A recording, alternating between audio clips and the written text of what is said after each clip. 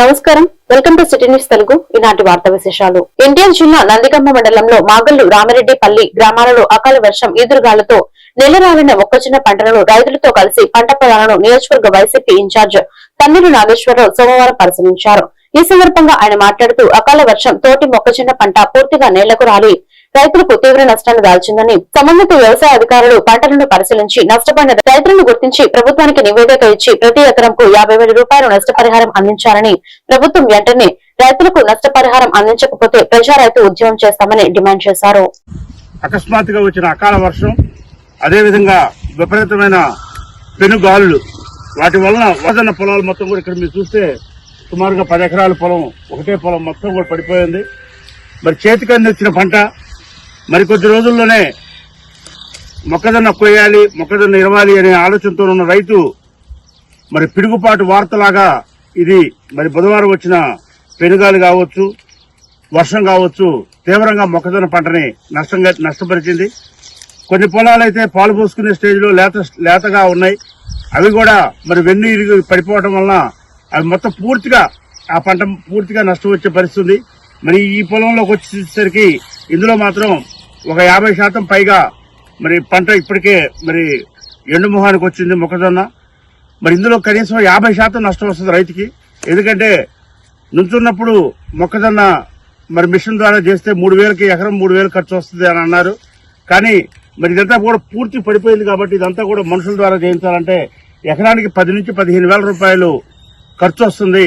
అంటే అదనంగా 3-4 రెట్లు ఖర్చు పెరుగుతుంది ఈ పడిపోవటం వలన అనేది మరి రైతులు చెబుతూ ఉన్నారు. కాబట్టి ముఖ్యంగా వైఎస్ఆర్ కాంగ్రెస్ పార్టీ తరఫున ఇవాళ మరి జిల్లా వైఎస్ఆర్ కాంగ్రెస్ పార్టీ పంచాయతీరాజ్ విభాగం అధ్యక్షులు మరి రవిశంకర్ గారు కావచ్చు, స్థానిక జెడ్పీటీసీ సభ్యులు మరి గాదెల బాబు గారు కావచ్చు, లేదా మండల పార్టీ అధ్యక్షులు రేఖా శ్రీనివాసరావు గారు, శామ్యుల్ గారు, సైదాలి గారు, గుంటి అనిల్ గారు, ఉపేందర్ రెడ్డి గారు, పృథ్వీరాజు గారు, అలానే రంజిత్ గారు, మరి ఈ కార్యక్రమంలో అందరం కూడా మరి పూర్తిగా రైతుల యొక్క మరి వాదన విన్న తర్వాత రైతులకు పూర్తిగా నష్టం వచ్చే ప్రకృతి వైపరీత్యలాగా ఇది ఉంది. కాబట్టి తప్పనిసరిగా రైతాంగాన్ని ఆదుకోవాలని చెప్పి వైఎస్ఆర్ కాంగ్రెస్ పార్టీ డిమాండ్ చేస్తా ఉంది. గుజరాత్ సీఎంగా భారతదేశ ప్రధానిగా నిరాటంకంగా 8,931 రోజుల పాటు పదవిలో కొనసాగడం ద్వారా ప్రధాని మోదీ రికార్డు సృష్టించారని కృష్ణా జిల్లా భారతీయ జనతా పార్టీ ఉపాధ్యక్షులు అంగడల సతీష్ యాదవ్ గుడివాడలో సిటీ న్యూస్ ప్రతినిధికి తెలిపారు. ఈ సందర్భంగా ఆయన మాట్లాడుతూ భారతదేశం అంటే మోడీ అంటే భారతదేశం గుర్తుకు వచ్చేలా ప్రపంచ దేశాలలో గుర్తింపు తీసుకొచ్చారని, రైతుల దగ్గర నుండి ఎస్సీ, ఎస్టీ, బీసీ, మైనార్టీ అన్ని వర్గాలకు అనేక సంక్షేమ వసతులు కల్పించి వారసత్వ రాజకీయాలకు చెక్ పెట్టి దేశాన్ని అభివృద్ధి పదంలో నడిపిస్తున్న ప్రధాని మోదీకు పార్టీ తరపున కృష్ణా జిల్లా ప్రజల తరపున ప్రత్యేక ధన్యవాదాలు తెలియజేశారు.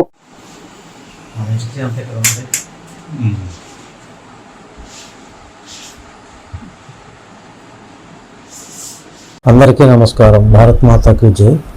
నేను అంగడాల సతీష్ యాదవ్, కృష్ణా జిల్లా భారతీయ జనతా పార్టీ ఉపాధ్యక్షుడిని మాట్లాడుతున్నాను.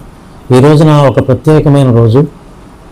ఏదైతే మనకి స్వతంత్రం వచ్చిన తర్వాత ముఖ్యమంత్రిగా, ప్రధానమంత్రిగా, గుజరాత్ ముఖ్యమంత్రిగా 3 పర్యాయాలు ఏకదాటిగా, ఆ తర్వాత 2014 నుంచి 3 సార్లు ప్రధానమంత్రిగా పనిచేసిన వ్యక్తి ఎవరైనా ఉన్నారంటే అది ఒక్క మోదీ మాత్రమే.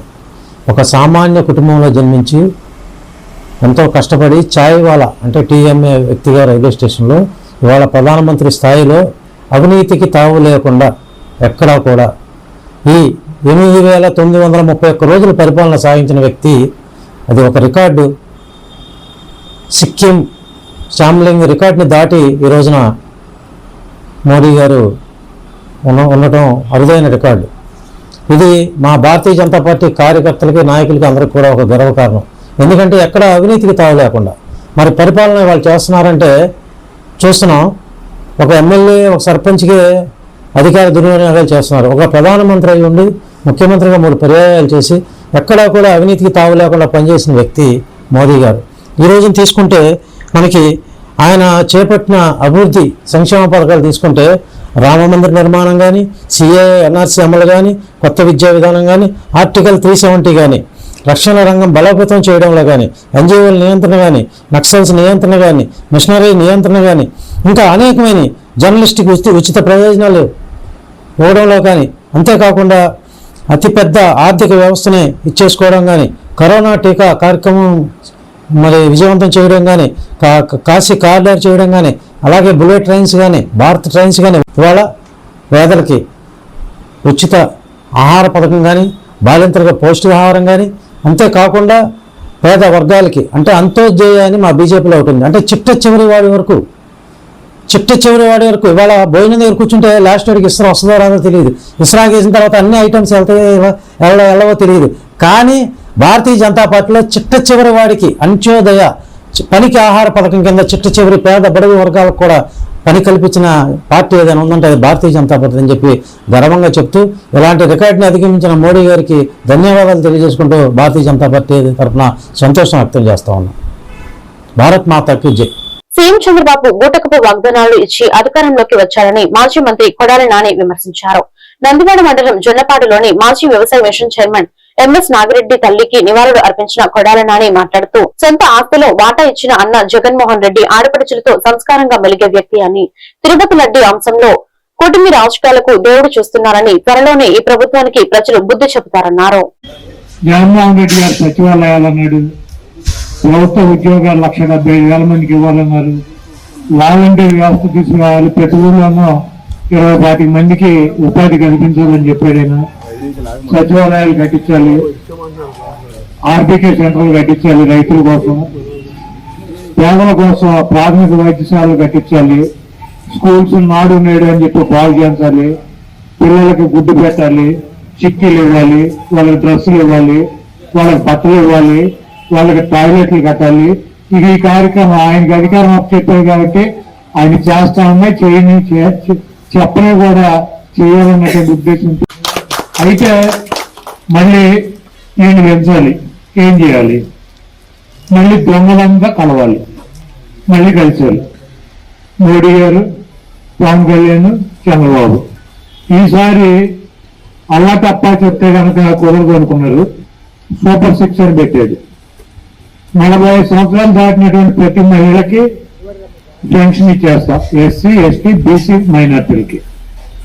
అసలు 18 సంవత్సరాలు దాటినటువంటి ప్రతి మహిళకి నెలకు 1,500 రూపాయలు ఇచ్చేస్తా, నిరుద్యోగ వృత్తి ఇచ్చేస్తా, డ్వాక్రా మహిళలకు రుణాలు రద్దు చేసేస్తా. అదేవిధంగా వాలంటీర్లకి 5,000 ఇస్తున్నారు జగన్మోహన్ రెడ్డి, మేము 10,000 ఇచ్చేస్తాం. అంగన్వాడీ ఆడవాళ్ళకి, టీచర్లకి జగన్మోహన్ రెడ్డి గారు ఇచ్చే జీతాల కన్నా డబుల్ ఇచ్చేస్తాం. ఉద్యోగస్తులకి మీరు ఉద్యోగాలు చేయకపోయినా కూడా మీకు జీతాలు 1వ తారీఖు ఇచ్చేస్తాను, ప్రతి నెలా పెంచుకుంటూ వెళ్ళిపోతారు 33% అనే ఇటువంటి హామీలు చేయలేని మొత్తం చెప్పాడు. మళ్ళీ అధికారంలోకి వచ్చాడు. ఇప్పుడు ఏమంటారు? జగన్మోహన్ రెడ్డి గారు చేసినటువంటి కార్యక్రమాల వల్ల జగన్మోహన్ రెడ్డి గారిని ఓడించారని చెబుతున్నారు. జగన్మోహన్ రెడ్డి గారు చేసినటువంటి కార్యక్రమాల వల్ల జగన్మోహన్ రెడ్డి గారు ఓడిపోతాం కాదు, చంద్రబాబు చేసినటువంటి దొంగ వాగ్దానాల వల్ల జగన్మోహన్ రెడ్డి గారు ఓడిపోయారు. గుడివాడ ప్రజల కష్టాలను పట్టించుకుని కొడాలి నాని రాష్ట్ర రాజకీయాల భవిష్యత్తు గురించి చెప్పడం విడ్డూరంగా ఉందని స్థానిక ఎమ్మెల్యే వెనిగళ్ల రామరావు విమర్శించారు. ఎమ్మెల్యేగా ఉన్నప్పుడే ఎవరికీ కనిపించిన వ్యక్తి గత 21 నెలలుగా ఏమైపోయాడో ఎవరికీ తెలియదన్నారు. తుఫాను వచ్చినప్పుడు కష్టాల్లో ఉన్న ప్రజల వద్దకు ఎప్పుడైనా వెళ్లాడా? ప్రజలు కూడా కొడాలి నానిని ఎప్పుడూ మర్చిపోయారన్నారు. మాటలు చెప్పడం తప్ప కొడాలి నానికి విషయం లేదని ప్రజలు నిర్ధారణకు వచ్చి ఈడ్చితన్నారన్నారు. జగన్ పై విమర్శలు చేస్తుంది కూటమి నాయకులు కాదని, సొంత తల్లి చెల్లి కుటుంబ సభ్యులు మాత్రమేనన్నారు. ప్రజలతో ప్రజలతో మాట్లాడాడో చెప్పమనండి, మిగతా అంతా పక్కన పెడదాం. ఏ ప్రజలతో మాట్లాడాడు ఇంకేమవుతుంది? నేను ఒకటే క్వశ్చన్ అడుగుతున్నా. అంటే వీళ్ళు ఏంటంటే ఊహాజనితంగా ఇలా కూర్చుని ప్రశాంతంగా కార్లో వెళ్తా, ఏసీ కార్లో వెళ్తా, పడుకుని నిద్రపోతా, మధ్యలో వచ్చిన ఐడియాలన్నీ వీళ్ళు చెబుతా ఉంటారు అన్నమాట. అంతా బాగుంది, అంతా బాగుంది, అంతా బాగుంది అని చెప్పి ఏదో కళ్ళగా అంటూ ఉంటారు చూసారా, ఆ కళల్లో వచ్చేసి అన్ని చెప్పుకుంటూ వచ్చి తీసుకుని వస్తున్నారు. కానీ ఏ ప్రజలతో మాట్లాడాడు ఆయన? ఎవరితో కలిశాడు? ఏ తుఫాన్ వచ్చినప్పుడు ఉన్నాడు? ప్రజలు ఏ కష్టంలో వచ్చినప్పుడు ఉన్నాడు? ఏ రకంగా తెలిసొద్దు దానికి? మీ ప్రజలు ఏమనుకుంటున్నారనేది పక్కన పెడితే ప్రజలు ఏమనుకుంటున్నారనేది ఈయనకి ఎక్కడ తెలుస్తుంది అనేది నా క్వశ్చన్. ఎప్పుడైనా కలిస్తే కదా, ఆయన ఎప్పుడో మర్చిపోయారు ప్రజలు. మళ్ళీ సీట్ కోసం ఏదో చెప్తా ఉంటారు, అది అవకాశమే లేదు. ఓకే, క్లియర్ గా చెప్తున్నా. ఇప్పుడు రోజుకి వచ్చి 100 మందిని వెళ్తారా, 10 మందిని వెళ్తారా, 5 5 5 5 వెళ్తారా, చెబుతారా అని తింటారు. ఇంతకుముందు ఇంతకుముందు ఆయన 20 ఏళ్ళు ఎమ్మెల్యేగా ఉన్నాడు కాబట్టి ఓకే ప్రజలు ఏమంటున్నారని ఆయనకు అంతా తెలిసేవా అని ఉద్దేశంతో ఉన్నారు. నిజానికి ఏమీ తెలియకుండా ఇట్లాంటి మాటలే అప్పుడు చెప్పింది. బేసిక్ ఎవరితో కలిసే పని లేదు దీంట్లో. అవన్నీ తప్పని మొన్న 24 ప్రూవ్ అయిపోయింది. ఆయనకి అంత సత్తా లేదు, ఇంకేం విషయం లేదు అనే మ్యాటర్. మళ్ళీ ఇప్పుడు కూడా మనం ఆయన గురించి మాట్లాడుకుంటాం అనేది దండగా. ఇంకోసారి వచ్చినప్పుడు కూడా చెబుతూనే ఉంటాడు. ఆయన అడగగానే నన్ను అడుగుతారు క్వశ్చన్లో దండకి. ఎందుకు మాట్లాడతాడో ఆయనకి తెలియదు. ఏమన్నా ప్రజల సమస్య ఇది. ఈ విషయం మీద ప్రజలు ఎలా అనుకుంటున్నారు ఓకే ఆయన ఎవరితో మాట్లాడాడు, ఎంతమంది చెప్పారు చెప్పమనండి. కూటమి నాయకులు కాదండి చేస్తుంది, విమర్శలు చేస్తుంది సొంత చెల్లి. బేసిక్ గా మేము వింటున్నాం అంతే. ఆయన చెప్పింది వింటున్నాం, ఆవిడ చెప్పింది వింటున్నాం. మాకేది కరెక్ట్ అని మీకు అనిపిస్తుంది మీరు ఆలోచించుకోండి. ఒకటే ప్రశ్న. ఇప్పుడు జగన్మోహన్ రెడ్డి గారు చెప్పింది వింటున్నాము, ఇద్దరు చెల్లెళ్ళు చెప్పింది వింటున్నాము. ఏది కరెక్ట్ అనిపిస్తుంది ఎవరికైనా కానీ అది వాళ్ళే వదుకోండి. మాకు మధ్యలో గోళ దీంట్లో అని డబ్బులు ఇవ్వలేదని తల్లి వాళ్ళ మా మదర్ చెప్తున్నారు, వాళ్ళ సిస్టర్స్ తో చెబుతున్నారు. అలాగే ఈయన వివేకానంద రెడ్డి గారి మర్డర్ కేసు గురించి అలాగే ఉంది. ఓకే ఆయన మనం చెప్పేది కాదు, వాళ్ళ సిస్టర్సే చెప్తున్నారు. అందరూ డైరెక్ట్ గానే ఆవిడే చెబుతుంది. అంటే మేనల్లుడికి మేనకోడలకి అన్యాయం చేశాడు అని చెప్పేసి వాళ్ళ మదరే. మాకేం పని అండి బేసిక్ గా మధ్యలో మాట్లాడటానికి. వాళ్ళకి ఆస్తులు పాస్తులు వచ్చినాయా రాలేదా ఎవరి పర్సనల్ విషయం వాళ్ళది, దాంట్లో చూసుకొని ఉండి మేము విమర్శలు చేయట్లా. ఇక్కడ వీళ్ళు గొప్పను కుళ్ళిపోయి మేమేమైనా చేసేస్తాము విమర్శలు అని చెప్పి జనాల ఈ కొత్త ఈ లాజిక్లు తీసుకొస్తున్నారు. కానీ దీంట్లోకి అది చెప్పింది చక్కగా స్పష్టంగా చెప్తున్నారు. చెల్లెళ్ళిద్దరు అలాగే మదరు అందరూ. వాళ్ళు నమ్ముతారా నమ్మరా ప్రజలు ఇష్టం, మనకెందుకు బేసిక్. మచిలీపట్నం జిల్లా ప్రధాన న్యాయమూర్తికి గుర్తు తెలియని వ్యక్తుల నుంచి ఈమెయిల్ ద్వారా బాంబు బెదిరింపు వచ్చింది. సమాచారం అందిన వెంటనే పోలీసులు అప్రమత్తమయ్యారు. భద్రతా కారణాల దృష్ట్యా న్యాయవాదులు కోర్టు సిబ్బంది మరియు కక్షిదారులను వెంటనే కార్యాలయం నుంచి బయటకు పంపించేశారు. రంగంలోకి దిగిన బాంబు స్క్వాడ్ మరియు డాగ్ స్క్వాడ్ సిబ్బంది కోర్టు ప్రాంగణమంతా అనుమానము తనిఖీలు చేపట్టారు. తాజా సమాచారం ప్రకారం తనిఖీల్లో ఎలాంటి అనుమానాస్పద వస్తువులు లభ్యం కాలేదు. దీంతో పోలీసులు ఈ బెదిరింపును హోక్స్ లేదా తప్పుడు బెదిరింపుగా నిర్ధారించారు.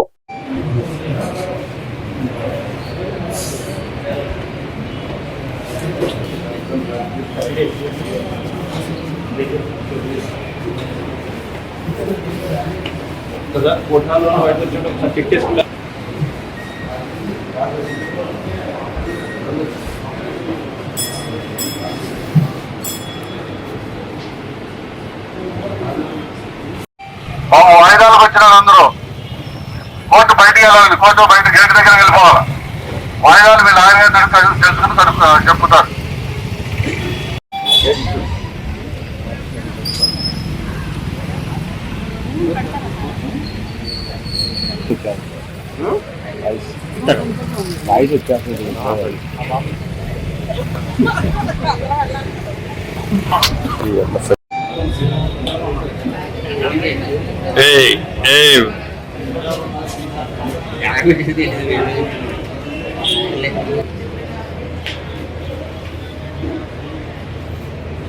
కృష్ణా జిల్లా ముఖ్య కేంద్రం మచిలీపట్నంలో ప్రధాన జిల్లా కోర్టు ప్రాంగణంలో బాంబు పెట్టారని చెప్పి ఒక మెయిల్ రావడం వల్ల ఈ రోజున న్యాయమూర్తులు అందరూ బయటికి రావడం జరిగింది. న్యాయవాదులు కక్షిదారులు కూడా చాలా భయాందోళనలో ఉన్నారు. మరి ఆ మెయిల్ బాంబు ఎక్కడుందనేది సెర్చ్ చేయడం కోసం బాంబు స్క్వాడ్ డాగ్ స్క్వాడ్ అంతా కూడా వచ్చి అన్ని కోర్టు ప్రాంగణంలో అన్నీ కూడా సెర్చ్ చేస్తున్నారు. ఇటువంటి విషయాన్ని తీవ్రంగా ఖండించాలి. కొన్ని చోట్ల ఈ ఫేక్ మెయిల్స్ వస్తున్నాయి బాంబుల గురించి. అటువంటి ముద్దాయిని వెంటనే పట్టుకుని కఠినంగా శిక్షించినట్టయితే ఇటువంటి పనులకు డిస్టర్బెన్స్ ఉండదు. ఆకతాయి చేసే పనుల వల్ల కొన్ని కోట్ల రూపాయల ప్రజాధనం నష్టం అవుతుంది. న్యాయస్థానాల్లో బాంబు ప్రయోగం అనేది సరైనటువంటి చర్య కాదు. దీన్ని మేము న్యాయవాదులంతా తీవ్రంగా ఖండిస్తున్నాం. ఏదేమైనా మచిలీపట్నం ఈరోజు అన్ని కోర్టులో కూడా కేసులు వాయిదాలు వేసి కక్షిదారులని న్యాయవాదులందరూ కూడా బయటికి పంపించి తనిఖీ కార్యక్రమాన్ని ఇక్కడ చాలా క్షుణ్ణంగా డోర్ టు డోర్ నిర్వహిస్తున్నారు. న్యాయమూర్తి అందరూ కూడా బయట ఉన్నారు. దీని మీద తక్షణమే సరైన చర్య తీసుకోవడం కూడా మేము న్యాయవాదులు కోరుతున్నాం. ఈ వార్తలు ఇంతతో సమాప్తం. మరొక వెంటనే మళ్ళీ కలుద్దాం. నమస్కారం.